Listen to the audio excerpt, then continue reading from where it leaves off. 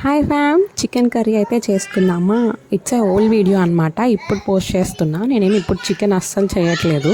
And also మీకు తినాలనిపించినా కూడా దాన్ని 70 degrees అయితే హీట్ చేసుకోండి. చికెన్కి ఏమున్నా సరే మనకైతే ఎఫెక్ట్ అవ్వదు. ఇదైతే హెల్త్ సర్వేనే చెప్పింది, సో మీకు చెప్తున్నా. అండ్ ఆ తర్వాత ఈ కర్రీలోకి వచ్చేసి టొమాటో, ఆనియన్ అండ్ అల్లం వెల్లుల్లి సరిపోయినంత, అండ్ ఆల్సో మీ ఫ్లేవర్కు తగ్గంత.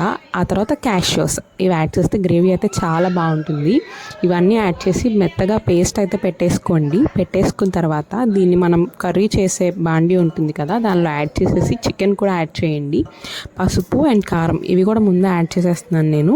ఇవన్నీ యాడ్ చేసి బాగా తిప్పి అదైతే మగ్గేంత వరకు, మనం ముందు ఉడకపెట్టలేదు కదా, సో ఉడికేంత వరకు అయితే స్టవ్ మీద పెట్టి మనం ఉడికించుకుందాం. అది అయిపోయిన తర్వాత చికెన్ ఉడికింది అని మనకు అర్థమవుతుంది కదా.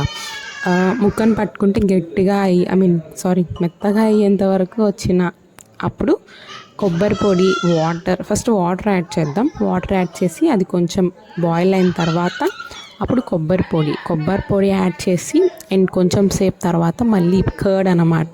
ఒక బౌల్ ఆఫ్ కర్డ్ తీసుకొని సిమ్లో పెట్టి అయితే యాడ్ చేయండి, లేకపోతే పెరుగు విరిగిపోతుంది.